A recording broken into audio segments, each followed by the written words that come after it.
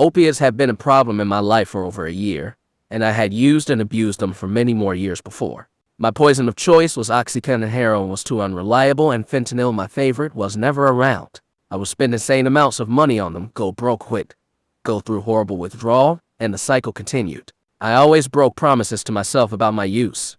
Then back in December, after getting over a 3-week withdrawal from heavy oxycodone 100 mg to get me high, and methadone 50 mg to keep me nice and level, I discovered kratom.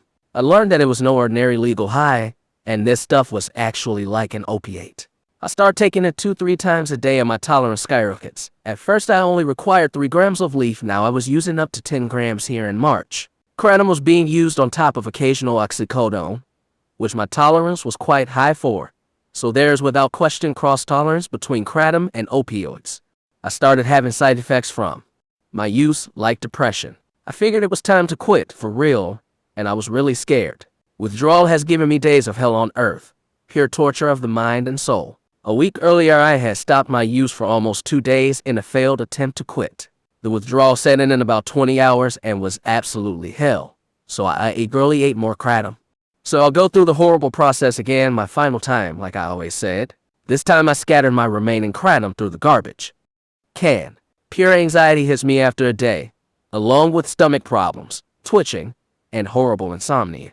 On the second night, I decided to inject some pure ketamine I had. It was powdered, and I don't like snorting the stuff, so I decided to do my favorite old IM injection. I have a lot of experience with ketamine. I've always shot for the out-of-body experiences, as I didn't much like its effects at the club drug level. So I weigh out 110 milligrams of K, put in about 1.3 milliliters of saline into the spoon, heat, dissolve, run through cotton filter, and inject into my leg.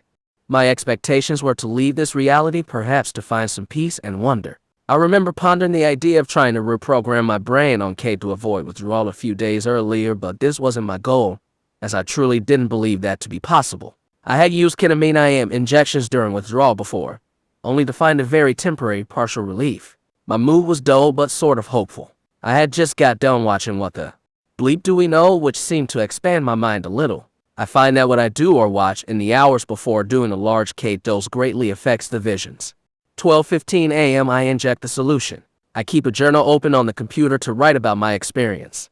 12:20 a.m. I feel fuzzy, statusy, and a little floaty. I also still feel withdrawal, but I feel my conscious perception slowly shifting away. I put on Pink Floyd Animals, my favorite K-Hole CD, and lay back. I remember a minute.